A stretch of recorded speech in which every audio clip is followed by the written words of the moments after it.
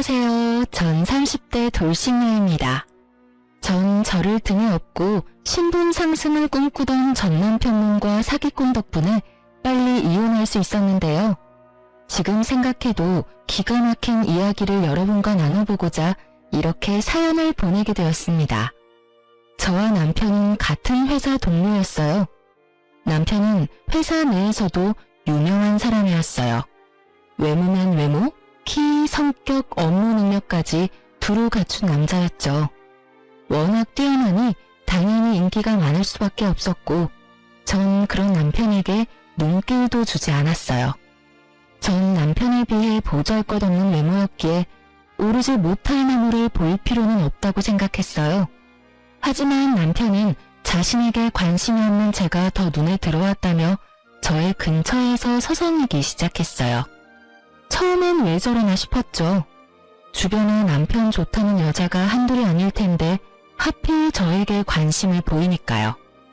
전 적당히 무시하며 지냈고 남편은 생각보다 끈질겼습니다. 제게 관심을 보이는 기간이 길어지자 다른 여자 동료들도 저에게 관심을 보이고 저에겐 수군거림이 따라다녔죠. 저 여자야, 저 여자. 민수씨가 저 여자 좋아한대. 뭐? 정말이야? 왜?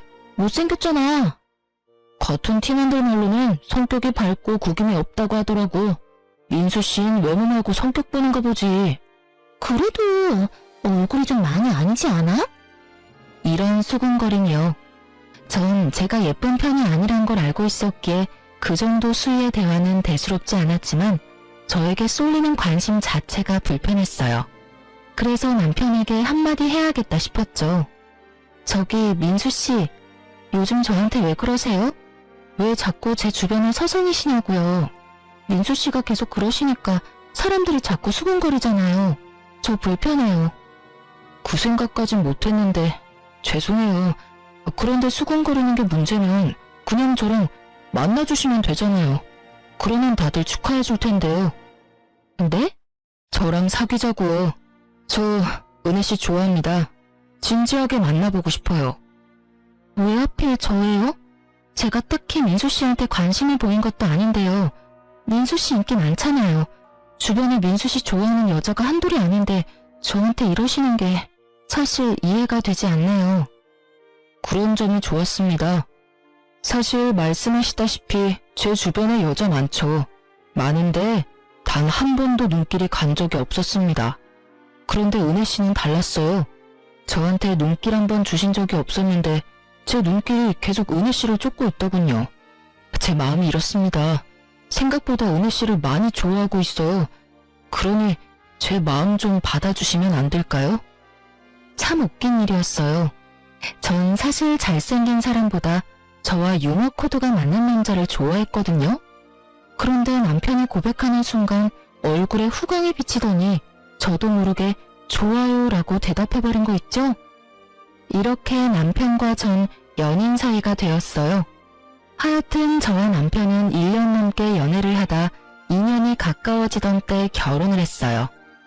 소위 인물값 한다고들 하던데 남편은 전혀 그렇지 않았어요.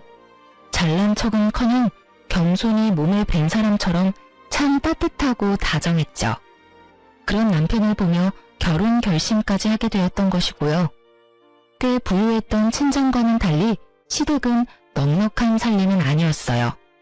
그래서 저희가 결혼을 알렸을 당시 주변에선 친정 재산 보고 접근한 거 아니냐는 말이 나오곤 했지만 정확히 반반 결혼을 하며 그 말들을 쏙 들어가게 했죠. 물론 남편이 권했고요. 자기야, 내가 지불해서 가면 좋겠지만 자기도 알다시피 내가 모은 돈도 그렇게까지 많진 않고 집에서도 도와줄 형편이 안 돼. 그래서 하는 말인데 우리 반반 결혼 어때? 반반 결혼? 좋지. 사실 부모님께서 집 해주신다고 했는데 난 도움받기 싫어서 좀 고민스러웠거든. 아 뭐? 그건 절대 안 되지. 나도 반대야. 우리가 돈을 못 버는 것도 아니고. 사실 지금 당신한테 반반으로 하자는 것도 나 너무 미안해. 반반하는 게 뭐가 미안해. 그럼 우리 양쪽 집 도움 받지 말고 우리 힘으로 해결하자. 이해해줘서 고마워. 이렇게 저희는 돈을 합쳐 집을 마련하고 혼수도 마련했어요. 물론 대출도 조금 받았어요. 워낙 적은 금액이라 대출은 금방 갚을 수 있었죠. 결혼 생활은 행복했어요. 남편은 집안일도 나서서 함께했고 전혀 싸울 일이 없었어요. 다만 문제가 있다면 정확히는 어머님이 문제였어요. 저희는 공동 생활비를 제외하고 각자 돈 관리를 했기에 양가 부모님의 용돈은 각자 알아서 주기로 합의를 봤어요. 하지만 어머님은 남편이 드리는 용돈이 만족스럽지 않으신지 저에게 연락을 하셔 돈을 요구하는 일이 생겨났습니다. 돈만 요구하면 다행이었죠. 그날은 더 과한 요구를 하더라고요. 아가, 바쁘니? 통화할 수 있니? 네, 어머님. 말씀하세요. 무슨 일 있으세요? 다름이 아니라 입을 옷이 하나도 없어서 주말에 백화점 가려고 그러는데 네 카드 좀 다오. 네? 제 카드요? 그래, 네 카드. 네 카드로 옷 좀 사야겠다. 왜? 싫으냐? 싫다기보단 그이도 그렇고 저도 그렇고 용돈 드렸잖아요. 적은 돈이 아닌데 용돈은 어쩌시고 또 카드를 달라고 하시니 제가 좀 당황스러워서요. 누가 들으면 몇백만 원은 준 줄 알겠다. 고작 100만 원 가지고 누구 코에 붙이라고? 어머님, 고작이라뇨. 저희도 100만 원으로 충분히 생활해요. 더구나 어머님은 혼자신데 그게 부족하시다뇨. 혼자면 생활비 적게 쓴다는 법이라도 있니? 그리고 내가 이런 말까진 안 하려고 했는데 말이 나왔으니까 하마. 네가 그 완벽한 내 아들이랑 살 수 있는 게 다 누구 덕분인 것 같니? 다 내가 잘 낳고 잘 키운 덕분 아니겠니? 그런 나한테 현금 다발을 가져다 바쳐도 모자랄 판국에 그깟 카드 한 장 주는 게 그렇게 아깝니? 너도 참 뻔뻔하다 얘. 진짜 뻔뻔한 게 누군데 그런 말을 하는지. 그리고 돈 100만 원이 작나요? 참 진짜 기가 막히더라고요. 전 어머님의 황당한 요구에 할 말을 잃었고 때마침 옆에서 듣고 있던 남편이 제 휴대전화를 빼앗아 갔어요. 미간을 잔뜩 구긴 것이 화가 제대로 난 듯 했어요. 엄마, 이게 뭐하는 짓이야? 이 사람한테 카드 맡겨놨어? 왜 이 사람한테 카드를 달래? 그리고 은혜한테도 용돈 받고 있었어? 아니, 그게 아니라 아들. 나는 괜찮다고 하는데 은혜가 챙겨줘서 하는 수 없이 받았어. 나 정말 괜찮다고 했어.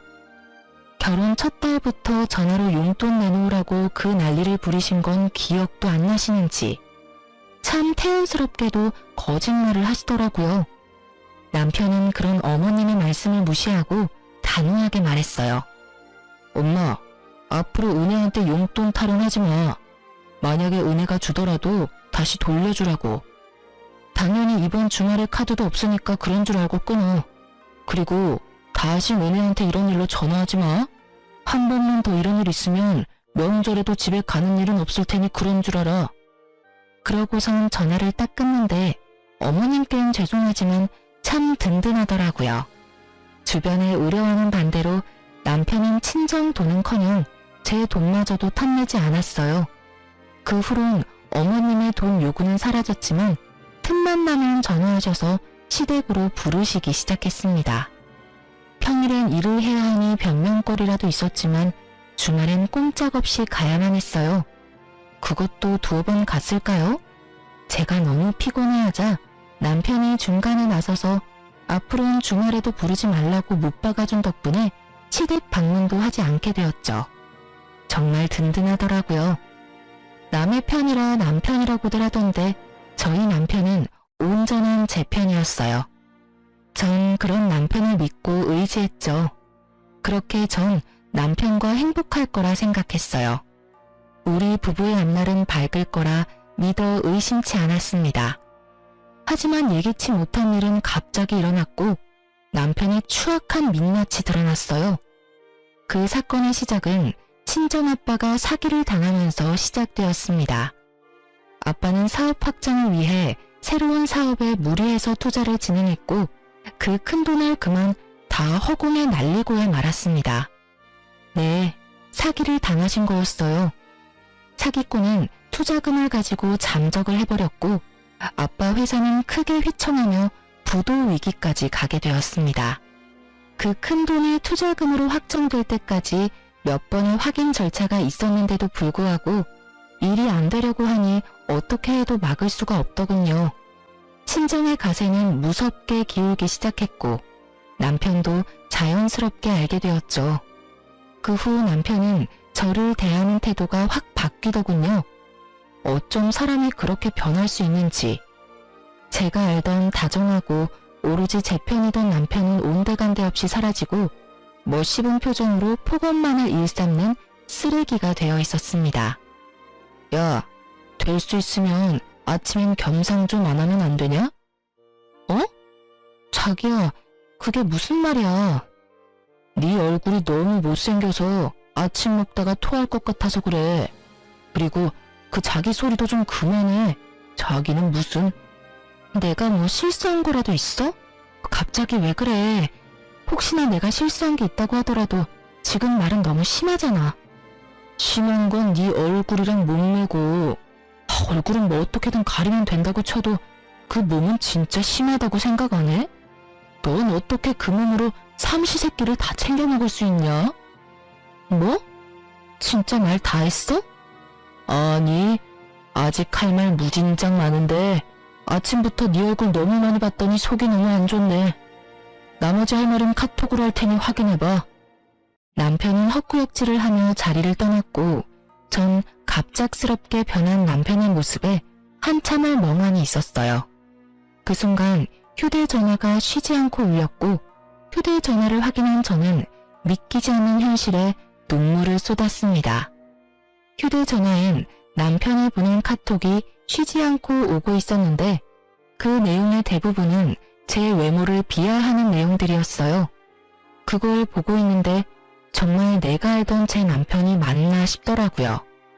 저요, 사연 처음에 말씀드렸다시피 제가 예쁘지 않은 건 누구보다 잘 알고 있어요. 하지만 남편이 말하는 것처럼 그렇게 보지 못할 정도는 아니라고 생각하고 살았습니다. 객관적으로 평가해도 그렇고요. 돈도 있는 집에서 왜 진작 성형수술을 안 했나 하고 생각하실 수도 있겠지만 전 굳이 할 필요성을 못 느꼈을 뿐더러 그렇게까지 할 정도로 못나진 않다고 생각했어요. 예쁘진 않지만 그렇다고 못 볼 정도는 아니다. 딱 이 정도요. 그리고 몸무게도 그래요. 저 키 168cm에 몸무게 65kg입니다. 보통보단 통통하긴 하지만 그렇게 뚱뚱하진 않아요. 전 제 나름대로 제 외모에 만족하며 살아왔는데 갑자기 외모에 관한 폭언을 폭탄 수준으로 들으니 자신감이 급격하게 떨어지더군요. 그것도 내 편이라 믿고 의지했던 남편이 그랬으니 그 위력은 더욱 대단했습니다. 남편의 갑작스러운 변화는 폭언뿐만이 아니었어요. 퇴근 시간이 점점 늦어지더니 심지어 외박까지 하는 날도 잦아지더라고요. 저흰 같은 회사인데도 불구하고 회사 내에서도 남편 얼굴 보는 것이 힘들 정도로 남편은 저를 피해 다녔습니다. 거기에다 든든한 방패막이 되어주던 남편이 사라지니 어머님의 횡포가 날로 심해지더군요. 예, 너 당장 집으로 좀 오거라. 네? 지금요? 어머님, 저 회사예요. 일하는 게 큰 벼슬이지 벼슬이야. 그깟 회사 조퇴를 하든 사표를 내든 그건 네가 알아서 하고 집에 와서 손빨래 좀 해. 세탁기가 고장이 나서 빨랫감은 잔뜩 있는데 빨래를 못하고 있어. 어머님, 저 이제 출근한 지 1시간도 안 됐어요. 아니, 10시간이 됐다고 해도 빨래나 하자고 조퇴나 사표까지 내고 갈 생각도 없고요. 뭐야? 잘난 것도 하나 없는 년이 어디서 시어미가 오라는데 간다만다 말대꾸야? 너 진짜 이혼이라도 당하고 싶은 게야? 회사에 일하는 중이라 시댁에 손빨래하러 못 가는 것이 이혼 사유가 된다면 해야죠. 이혼. 그럼 어머니, 저는 맡은 업무가 바빠서 그만 끊을게요. 그렇게 전화를 끊어버린 전 휴대전화 전원을 꺼버렸습니다. 이혼이라니 다시 생각해도 헛웃음만 나오더라고요. 갑자기 변한 남편의 다시 시작된 신호의 시집살이. 두 사람의 폭언과 구박에 외모 콤플렉스라고는 없던 전 점점 자존감뿐 아니라 사람들의 시선조차 무서워지더라고요. 누가 뒤에서 무슨 소리를 하든지 간에 상관하지 않던 저인데 그런 저는 사라지고 없었습니다. 결국 전 회사를 쉬기로 하고 온종일 집에서만 생활하기 시작했습니다. 거울도 잘 보지 않게 되더군요. 제 얼굴이 진짜 괴물처럼 느껴졌으니까요. 그러던 어느 날 남편은 술에 잔뜩 취해 집으로 들어왔어요. 고주망태가 된 남편은 저에게 저와 왜 결혼까지 했는지 친히 알려주기 시작했어요. 어머 여보, 왜 이렇게 취했어? 여보? 아, 내가 너랑 결혼했지. 아휴, 내가 미쳤지. 얼굴은 못생겨도 돈은 많으니 손해보는 장사는 아니다 싶어서 눈 딱 감고 결혼했더니 뭐? 집이 망해? 사기를 당했다고? 사기는 나도 당했다 이거야. 내 인생 어떻게 할 거야? 집도 쫄딱 망해, 얼굴도 못생겼어. 몸매는 더 최악이야. 뭐 하나 볼 게 있어야 너 같은 년이랑 같이 살 수 있을 거 아니야. 지금 이혼해도 땡전 한 푼 못 건지니 이혼도 못해. 아, 이 일을 어떻게 할 거냐고. 이게 다 무슨 소리야? 그럼 당신 우리 집 재산 때문에 나랑 결혼했다, 이 말이야? 그럼 내가 너랑 왜 결혼했겠냐? 다 돈 때문이지. 박대리 그 새끼가 너희 집 돈 졸라 많다고 하길래 좀 알아보니까 진짜로 많더라고. 그래서 머리 좀 썼지. 와, 네 옆에서 알짱거리는 거 진짜 힘들었다. 오래 여자라고 튕길 땐 진짜 돈이고 뭐고 다 때려치우고 싶은 거 겨우 참았다고. 알아? 내가 그 역겨운 과정을 다 이겨내고 결혼까지 했는데 왜 하필 지금 망하냐고. 나한테 적어도 작은 사업체 정도는 떼주고 망했어야지. 지금 그걸 말이라고 해? 어떻게 그런 말을 할 수가 있어? 그런 말을 할 수가 있지. 내가 오죽하면 이러겠어? 이 집도 그래. 내가 너 안심시키려고 있는 돈 없는 돈 싹싹 끌어모아서 이 집 살 때 보탠 거야. 이럴 줄 알았으면 그때 집 사준다고 할 때 받았지. 내가 미쳤다고 대출까지 내서 돈 보탰겠어? 그래요. 남편은 저에게 계획적으로 접근했던 것이었습니다. 그 다정했던 미소도 손길도 심지어 눈빛까지 다 연기였어요. 친정에서 집을 사준다고 할 때 한사코 거부하더니 다 이유가 있었던 것입니다. 친정 소식을 들은 후로 변해버린 남편을 보며 짐작은 하고 있었지만 직접 그 입으로 다 듣고 나니 더 충격적이더라고요. 처음부터 끝까지 다 계획적이었다니 충격이 크니 눈물은커녕 웃음이 나더라고요. 제가 미친 사람처럼 웃으니 남편은 얼굴도 못생긴 게 정신까지 나갔다고 말하며 방으로 들어가 버리더군요. 남편의 말처럼 정신 나간 사람처럼 방을 지새우고 남편이 출근을 하고 나서야 거실로 나왔습니다. 그리고 생각했죠. 앞으로 어떻게 해야 할지요. 당연히 이혼을 해야겠지만 부모님 걱정이 앞서더군요. 그렇지 않아도 지금 회사 문제로 충격이 크신데 저까지 이혼한다고 하면 그 충격으로 큰일이라도 생기면 어쩌나 하는 생각이 제 발목을 잡았죠. 이러지도 저러지도 못하는 상황에 그렇지 않아도 미칠 지경인데 어머님까지 절 가만두질 않았습니다. 제가 전화를 받지 않으니 집으로 찾아오기 시작했어요. 자기 집 마냥 자연스럽게 비밀번호를 누르고 들어와서 온 집안을 헤집고 다니는 것은 기본이고 때 되면 밥 타령에 간식 타령, 심지어 욕조에 물까지 받으라며 목욕 수발까지 들게 하더군요. 날마다 심해지던 시집살이는 결국 본색을 드러냈습니다. 여느 날과 같이 자연스럽게 비밀번호를 누르고 들어온 어머님은 저를 부르더군요. 예, 여기 좀 앉아봐라. 전 크게 한숨을 쉬며 어머님 앞에 앉았고 그런 저를 보며 어머님은 혀를 차시더라고요. 그렇게 한숨이나 퍽퍽 쉬니 집이 안 망하고 백이니? 그런 말씀하시려고 저보고 와보라고 하신 거예요? 그러면 나도 본론만 말하마. 이 집 명이 공동명이라고 들었다. 그게 말이나 되니? 말이 안 될 건 없죠. 그 일랑 저랑 정확히 반반씩 내서 집도 마련하고 대출금도 갚았으니 공동명의가 당연한 거 아닌가요? 그건 너희 집이 망하기 전에나 말이 되는 이야기였고 지금은 너희 집이 쫄딱 망하지 않았니? 이제 내 아들에게 물려주거나 해줄 수 있는 재산이 전혀 없는데 이 집이 공동명의인 건 당연히 말도 안 되는 거야. 당장 내 아들 명의로 바꾸거라. 네 집에서 내 아들한테 재산 한 푼 못 주는 대신 집이라도 내 아들 명의로 돌리란 이 말이야. 여러분은 이 말이 이해되시나요? 친정 재산을 남편에게 못 물려주니 함께 마련한 아파트 명의를 친정 재산을 대신하여 남편의 명의로 바꾸라니. 전 도대체가 기억부터 시작해서 희읍까지 이해되는 말이 없더군요. 이해되는 말이 없으니 대답조차 못하고 있자 어머님은 작정하고 오셨는지 더 황당한 말을 하더군요. 명의 바꾸는 대로 이 집에서도 나가. 난 더 이상 너 같은 애랑 내 아들이랑 같이 사는 꼴 보기 싫으니 말이다. 그러니까 집도 주고 이혼도 해라. 이 말씀이세요? 얼굴은 그따위로 생겼어도 머리는 좋은가 보구나. 하긴 그 얼굴로 살려면 머리라도 똑똑해야 하겠지. 어머님, 무슨 말씀을 그런 식으로 하세요? 왜? 내가 틀린 말 했니? 내가 이제 와서 하는 말이지만 너 처음 봤을 때 깜짝 놀랐다. 어떻게 그런 얼굴로 우리 민수랑 결혼 마음을 먹을 수가 있는지.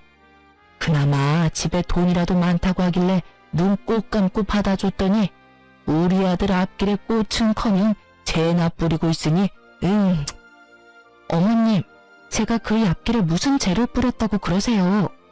집이 쫄딱 망했잖니. 부도 직전이라며.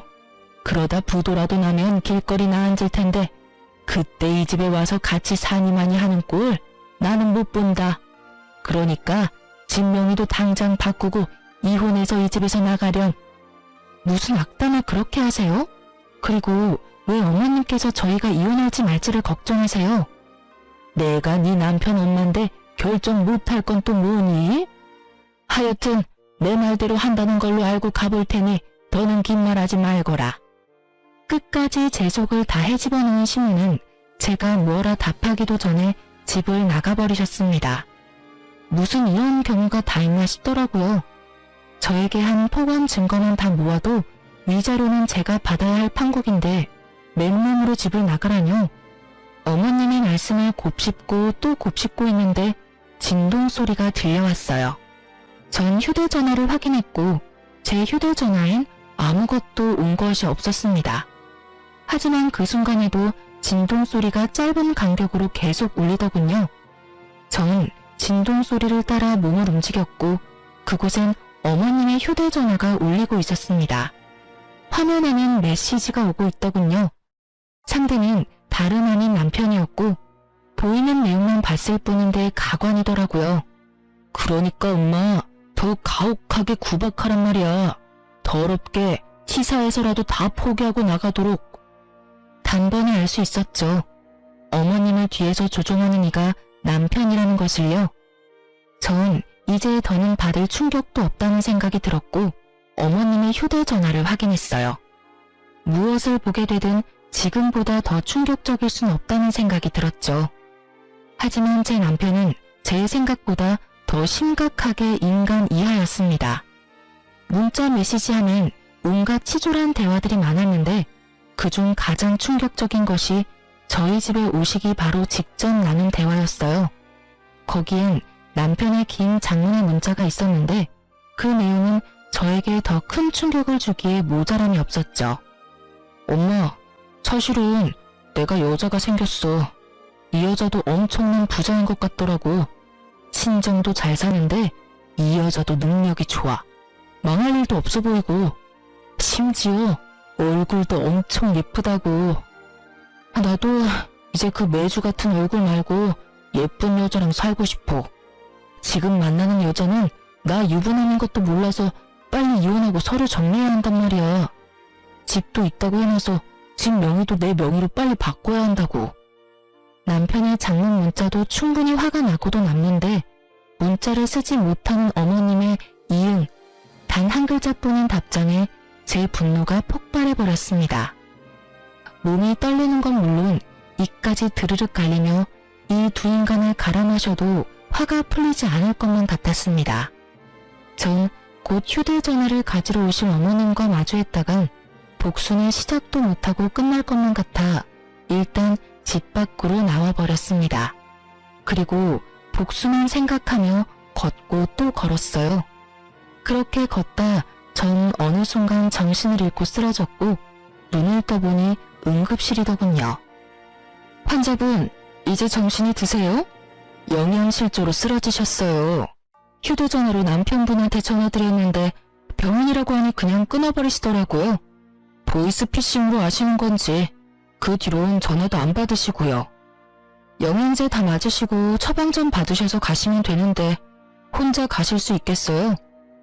간호사분의 말을 듣고 있는데 그제야 눈물이 났어요.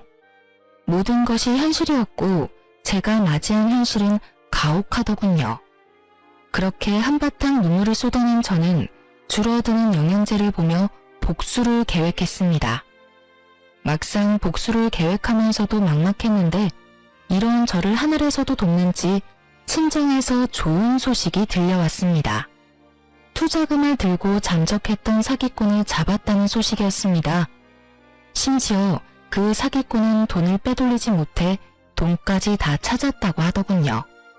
그 소식을 듣는데 하늘을 보며 감사하다고 몇 번을 외쳤는지 몰라요.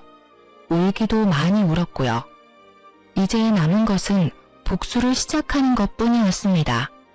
전 일단 부모님께 모든 사실을 알렸습니다. 모든 사실을 아신 부모님은 크게 분노하시며 남편을 가만두지 않겠다고 난리가 나셨지만 전 제가 알아서 복수할 수 있다며 부모님을 진정시켰어요. 그러면서 한 가지 부탁을 드렸어요. 남편에게 전화해 사기꾼을 잡았다고 한마디만 해달라고요. 아빠는 끓어오르는 화를 누르시고 그렇게 하겠다고 하셨고요. 전 집으로 돌아왔고 남편 놈이 들어오기까지 기다렸어요. 아빠와 통화를 했는지 12시가 넘어야 들어오던 놈이 일찍도 들어오더군요. 여보, 나왔어. 아무 일도 아무 짓도 한 적 없다는 듯 절 여보라고 부르는 남편 놈을 보는데 온몸에 소름이 쫙 돋아서 혼났습니다. 저 정도면 정말 연기 대상감이란 생각밖에 들지 않더군요. 민망한 기색도 미안하다는 말 한마디도 없이 제 곁에 붙어 앉아 아양을 떨어대던 남편은 저를 살며시 안았고 남편의 손길이 닿음과 동시에 전 반사적으로 남편 놈을 확 밀쳐내버렸어요. 분위기는 한순간에 싸해졌죠. 당신 지금 나 밀친 거야? 설마 내가 요즘 장난 좀 쳤다고 하는 거야? 다 장난이잖아. 내 눈엔 당신이 제일 예쁘다는 거 당신이 더 잘 알잖아. 그럼 알고 말고. 오늘 청소 좀 했더니 땀을 많이 흘려서 그래. 일단 나 좀 씻을게. 오래 걸릴 테니까 먼저 자. 오랜만에 욕조에서 몸 좀 담그고 싶어. 그래. 그렇게 도망친 욕실에서 몇 시간이나 있었는지 모르겠네요. 인기척이 느껴지지 않아 조심스럽게 욕실 문을 여니 남편놈의 코를 고는 소리가 들리더라고요. 저를 기다리다 잠이 든 것인지 소파에서 자고 있는 남편을 뒤로 한 채 안방으로 들어가 버렸어요. 다행스럽게도 남편은 아침이 올 때까지 깨지 않았고 전 편하게 안방에서 잠을 잘 수 있었네요. 다음날부턴 정말 정신없이 시간을 보냈습니다.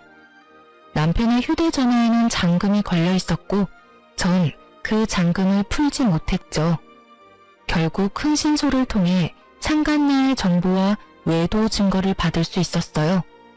전 상간녀에게 당신이 만나고 있는 남자는 내 남편이고 당신을 속이고 당신과 바람을 피우고 있다고 알려줬습니다. 그 여자 제가 미친 여자라도 되는 양 고래고래 소리를 지르고 끊길래 저희 결혼사진과 함께 등본까지 보내줬더니 다시 전화가 오더군요. 그러면 정말 그 인간이 유부남이란 말씀인가요? 전 정말 몰랐어요. 정말이에요. 네, 알고 있어요. 모르고 만나신 거. 그쪽 탓하고 싶은 마음은 없어요. 그저 더 큰 피해를 당하기 전에 말씀드려야 할 것 같아서 연락드린 거예요. 정말 죄송하고 감사합니다. 덕분에 쓰레기를 걸을 수 있게 됐네요. 어떻게 멀쩡한 얼굴에 그런 거짓말을 한다니 정말 무섭네요. 그러니까요. 저한테 그랬듯이 그쪽한테 접근한 것도 다 계획적이었을 거예요. 시댁에 돈 있는 게 자기가 가진 단 하나의 오점이라고 생각하는 인간이라 돈 있는 여자라면 물불 안 가리는 것 같았어요. 어쩐지 은근슬쩍 재산에 관심 보이길래 설마 하는 마음은 있었는데 정말 감사해요. 혹시 제가 도울 일이 있다면 도울게요. 그럼 한 가지만 부탁드려도 될까요? 그럼요. 그럼 그 인간이랑 아직은 헤어지지 말아주세요. 제가 연락드릴 테니 그때 헤어져 주세요. 네, 알겠어요. 당연히 제가 모든 사실을 알았던 건 비밀이겠죠? 네, 감사해요. 그럼 힘드시겠지만 연기 부탁드려요. 그렇게 상간녀와 전 동맹을 맺었고 저의 계획은 척척 진행되고 있었어요. 그 사이 남편은 저와 상간녀 사이에서 고민하는 것이 보이더라고요. 하지만 상간녀가 결혼에 대한 관심을 보이지 않자 저에게 더 정성을 쏟기 시작했어요. 남편도 어머님도 저를 이용하기가 가장 쉽다는 것을 다시 깨달은 것인지 지극정성도 그런 지극정성이 없었어요. 어머님은 아가 하시며 갖은 음식을 해오시는 것도 모자라 집까지 청소해 주셨고요. 남편놈은 꽃과 보석을 사오며 선물 공차를 하기 시작하더군요. 그래도 제 반응이 좋지 않자 정말 큰일 났다 싶었는지 제 마음을 돌리고자 있는 돈 없는 돈에 대출까지 받아 보탰던 저희 신혼집도 공동명의에서 제 명의로 바꿔주더라고요. 제 이름이 적힌 등기 필증을 내밀며 용서를 구하는데 정말이지 눈물 없인 볼 수 없는 연기였어요. 여보, 내가 진짜 미안해. 그동안 섭섭했지? 그건 다 내 진심이 아니었어. 여러 가지 힘든 일이 좀 있었는데 워낙 당신을 믿고 의지하다 보니까 나도 모르게 편해져서 당신한테 화풀이했던 것 같아. 앞으로 절대 그런 일 없을 거야. 맹세해. 그리고 이건 별거 아닌데 집문서야. 이렇게 해서라도 내 마음이 진심이란 걸 보여주고 싶었어. 나 좀 용서해주면 안 될까? 여보, 이렇게까지 하지 않아도 되는데 당신 정말 반성하고 있구나? 그럼 나 진짜 반성 많이 했어. 그리고 얼마나 후회했는지 몰라. 나 용서해 줄 거야? 부부 사이의 용서는 무슨? 이미 다 풀었지. 전 남편에게 감동한 척을 하며 남편 못지않은 연기를 펼쳤고 남편은 이제 다 됐다고 생각했는지 얼굴에 화색이 돌았어요. 전 그런 남편에게 더 큰 희망을 심어주기로 했어요. 참, 여보, 혹시 지금 다니는 회사 그만두고 우리 아빠 회사로 들어가서 일 배워보는 건 어때?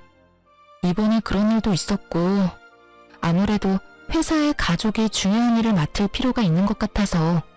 자식이라곤 나 하나뿐인데 당신도 알다시피 난 회사 일에 관심도 없고 그럼 남는 건 당신뿐이잖아. 정말? 정말이야? 나 장인어른 회사에서 일 배울 수 있는 거야? 당신만 괜찮다면?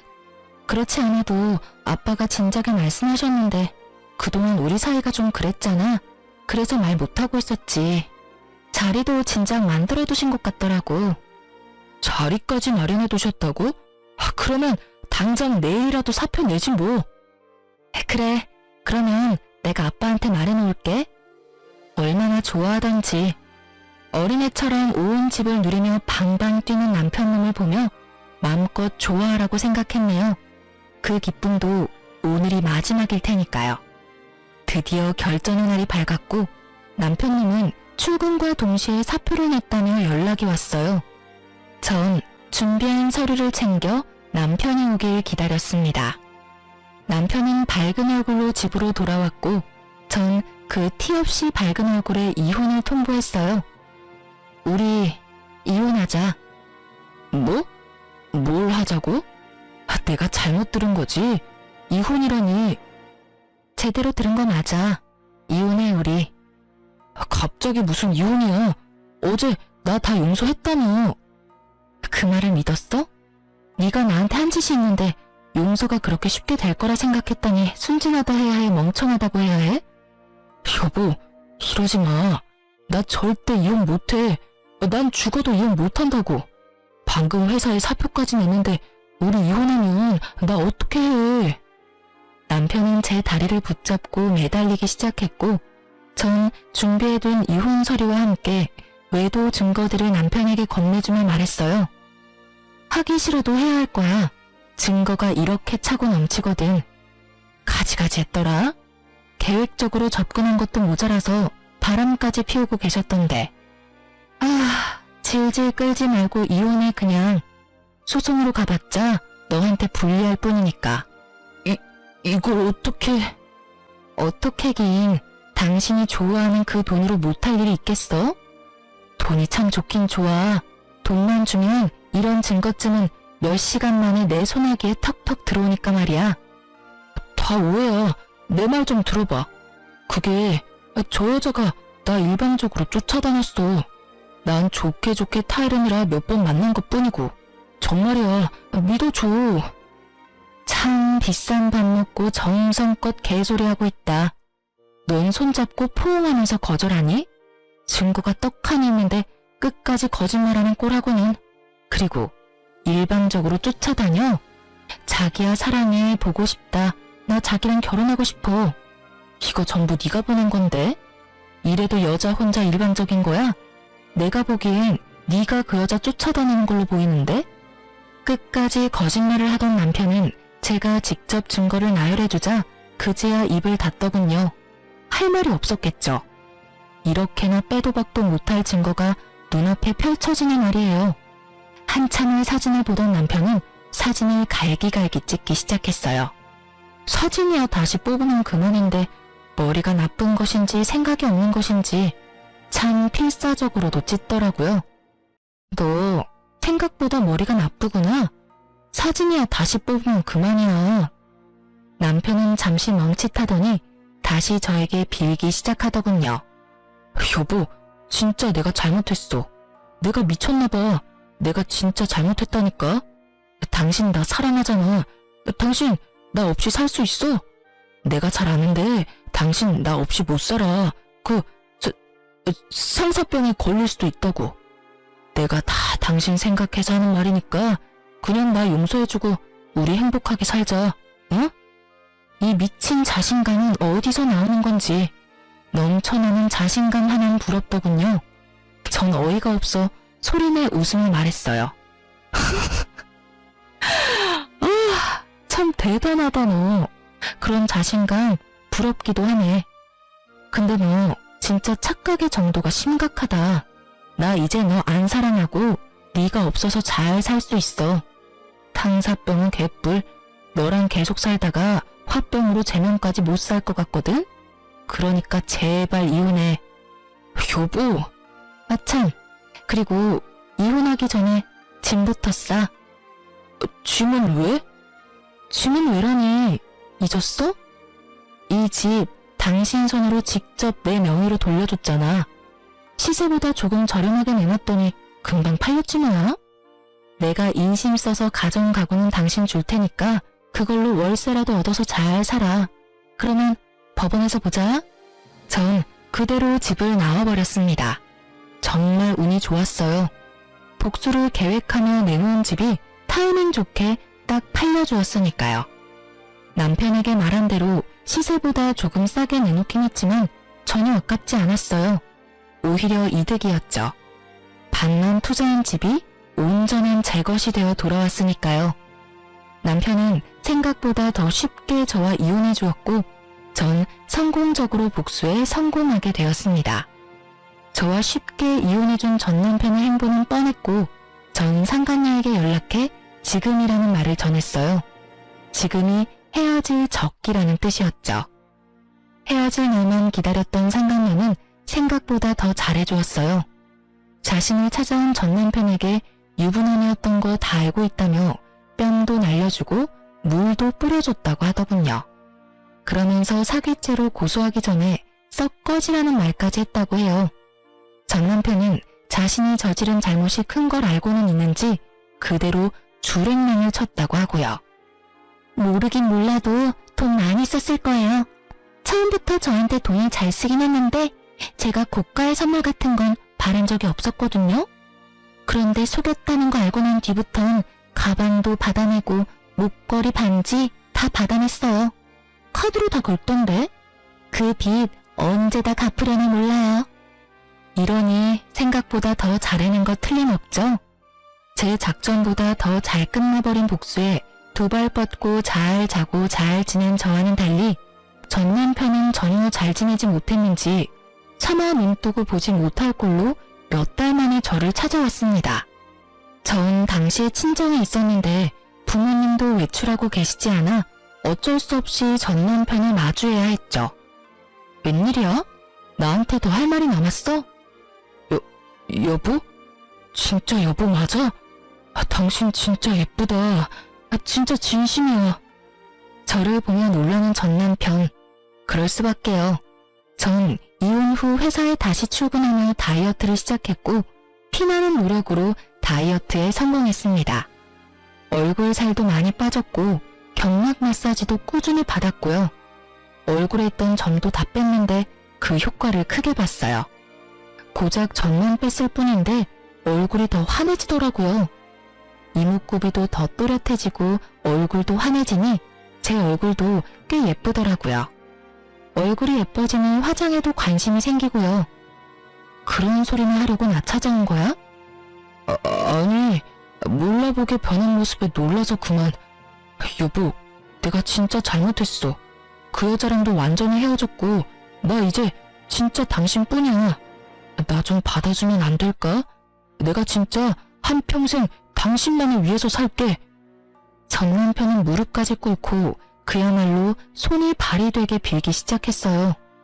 눈에 눈물까지 고이며 비는데 그 모습조차 역겨워 혼났네요.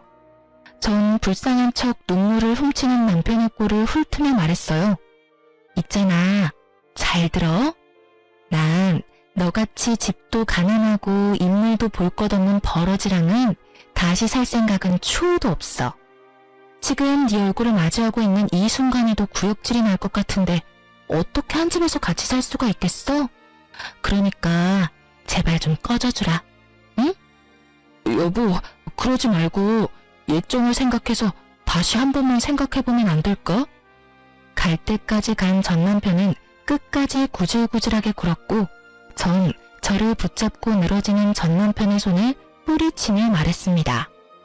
100만 번을 생각해도 예정은 없고 1000만 번을 생각해도 너랑은 이제 끝이야, 끝. 그러니까 부모님들 오시기 전에 당장 꺼져. 부모님들 오시면 모르긴 몰라도 너 어디 하나 부러질 게 뻔하니까 두 발로 걸어 나갈 수 있을 때 가. 이게 내가 너한테 베풀 수 있는 마지막 인내심이자 호의니까. 야, 진짜 너 해도 너무하는 거 아니야? 내가 뭘 그렇게 잘못했냐? 뭐? 바람 피운 거? 상식적으로 나 정도 되는 남자가 너 같은 여자랑 사는데 평생 너만 바라보면서 살 수 있을 거라 생각했어? 당연히 한눈도 판다고 생각하고 결혼했어야지. 아, 그래? 내가 생각이 짧았네. 그렇지? 그래. 말이야 바른 말이라고. 내가 뭘 잘못했어? 다 네가 생각이 짧았던 탓이지. 그러니까 이제 그만하고 다시 시작하자. 앞으로는 한눈 파는 일은 없을 거야. 아니야. 나는 그릇이 작아서 날 등에 업고 신분 상승이나 하려는 놈이 바람까지 피우는 꼴 더는 못 보고 살아. 그동안 당했던 모욕도 잊을 생각 없고. 그러니까 당장 꺼져. 이 쓰레기야. 쓰레기? 이 나쁜 년. 내가 다시 찾아오나 봐라. 잘 먹고 잘 살아라. 이 피도 눈물도 없는 년. 전 남편은 바닥에 가래침까지 뱉고선 제 눈앞에서 사라졌습니다. 그렇게 모든 게 끝인 줄 알았어요. 하지만 전 남편과 전 시모는 끈질기더군요. 사람이 어떻게 그렇게 뻔뻔할 수가 있는지. 저희 부모님을 피해 제가 다니는 회사로 찾아오기 시작하더군요. 필사적으로 두 사람을 피하던 어느 날, 결국 회사 앞에서 잠복 중이던 두 사람과 마주하게 되었고, 두 사람은 깃털보다 가벼운 무릎을 꿇고 저에게 빌기 시작했습니다. 그것도 퇴근 시간 회사 앞에서요. 그 와중에 다행이라고 할 수 있는 건 전 남편 놈은 입이라도 다물고 있었던 것 정도겠네요. 아가, 우리가 다 잘못했다. 제발 한 번만 용서해주면 안 되겠니? 이 늙은 시어미가 이렇게 무릎까지 꿇고 싹싹 빌잖니? 네가 한 번만 용서해주면 내가 네가 원하는 건 뭐든 다 해줄 수 있단다. 그래, 평생 얼굴 안 보고 살자고 하면 그렇게 할 수도 있어. 이제 와서 이러셔도 아무 소용없어요. 이혼한 지가 언젠데 아직까지 이러세요? 그리고 그 잘난 아들이 아무 말도 안 했나 봐요. 일전에 저희 친정으로 찾아와서 저한테 나쁜 년, 독한 년 그러면서 침까지 뱉고 갔는데 마침 바로 옆에 있으니 지금이라도 물어보세요. 저한테 어떻게 하고 갔는지 말이에요. 제 말을 들은 전 시모는 입을 꾹 다문 전 남편의 등짝을 때리더군요. 그 와중에 아들 아픈 건 또 싫은지 짝소리도 나지 않게 때리는 모습이 참 눈물겹더라고요. 야 이놈아, 네가 거길 어디라고 찾아가서 육짓거리야. 잘못했다고 석고대죄를 올려도 모자랄 판국에 네가 정신이 있어 없어? 한참을 마사지하듯 전 남편의 등을 두드리던 전 시모는 제 눈치를 살피며 다시 싹싹 빌었습니다. 아가, 봤지? 내가 이렇게까지 했으니 이 녀석도 정신 차릴 것이야. 그러니까 네가 아량을 좀 베풀어주면 안 되겠니? 안 되겠는데요. 제가 왜요? 볼 거 하나 없는 집안에 꼬장꼬장한 시어머님, 거기에다 거지근성으로 가득 찬 이놈까지. 제가 미쳤다고 아량까지 베풀면서 인생 망치는 길을 또 가겠어요? 뭐야? 이 년이 진짜 우냐우냐 해줬더니 하늘 무서운 줄 모르고 짓거리는구나. 너 어디 맛 좀 봐라. 갑자기 돌변한 전 시모는 제가 피할 새도 없이 제 머리채를 잡아버리셨어요. 전 너무 당황한 나머지 머리채를 잡힌 채 아무 저항도 하지 못했고, 때마침 그 자리에 있던 저와 친한 동료가 달려와 전 시모를 제지시켜 주었어요. 그리고는 경찰에 신고도 해주었고요. 경찰에 신고하는 소리를 듣고 있던 전 시모와 전 남편은 붙잡혀가고 싶진 않았는지 그대로 도망을 가더군요. 열심히 도망가면 뭐하나요? 제가 집도 다 알고 있는데요. 저는 출동한 경찰분께 친히 집 주소를 알려주었고, 어머님은 체포되어 경찰서로 가게 되었습니다. 그 고약한 성질 때문에 없는 살림 더 궁핍하게 되셨죠 뭐. 전 결국 회사를 그만두게 되었어요. 그 후론 두 사람이 찾아오진 않았지만 그만두는 게 맞다고 생각하여 그만두게 되었어요. 어차피 그만두고 아빠 회사 일을 도울까 하는 고민도 있었기에 아쉽거나 그러진 않았네요. 퇴사를 한 후 전 바로 아빠 회사로 출근할까 싶었지만 그간 일도 많았으니 좀 쉬는 것이 어떠냐는 부모님의 권유에 그러기로 했어요. 요즘은 여러 가지 취미 생활을 하며 제대로 휴식을 취하고 있네요. 덕분에 이렇게 사연도 쓸 수 있게 되었고요. 요즘 전 몰라보고 예뻐진 외모 덕분에 주저앉았던 자존감과 자신감도 생기고 성격도 전보다 더 밝아진 것이 느껴져요. 만약 그때 아버지가 사기를 당하지 않으셨다면 전 어떻게 됐을까요?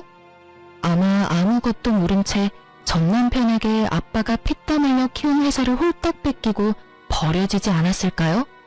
정말 밑바닥까지 가봐야 진정한 친구를 알 수 있다고 하더니 그 말도 틀린 말은 아닌 것 같아요. 앞으로 또다시 결혼하게 될지는 모르겠어요. 하지만 단 한 가지 확실하게 이야기할 수 있는 건 누구에게도 휘둘리지 않고 나 자신을 더 사랑하며 살아갈 것이라는 점이에요. 쓰다 보니 많이 길어진 것 같은데 지겹진 않으셨는지 모르겠네요. 그럼 전 이만 물러가 보겠습니다. 저의 긴 사연 들어주셔서 감사합니다.